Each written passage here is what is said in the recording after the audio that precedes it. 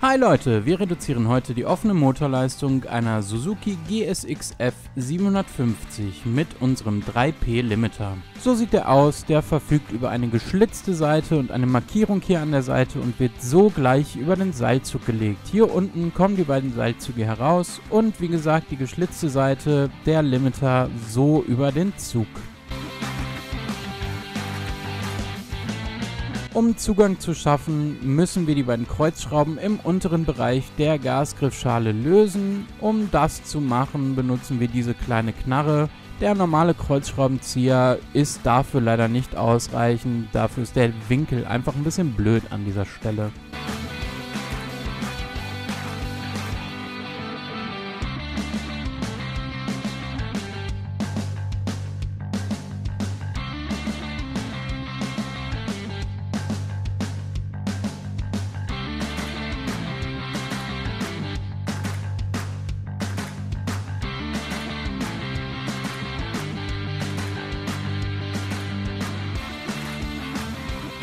Nachdem nun also beide Schrauben gelöst wurden, können wir die Gasgriffschale öffnen und sehen hier die innere Mechanik.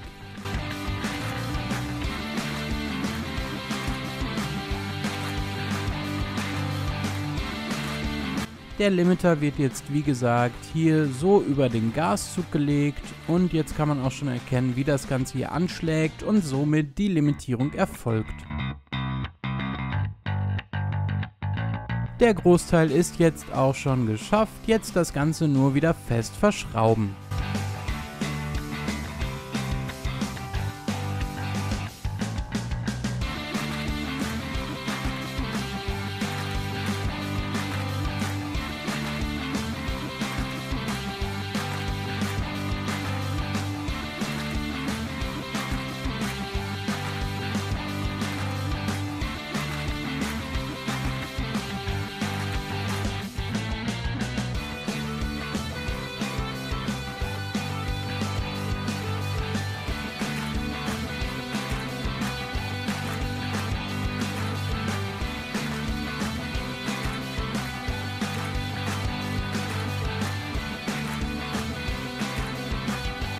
Nach erfolgtem Einbau ist das Gas weiterhin schön freigängig, aber deutlich spürbar reduziert.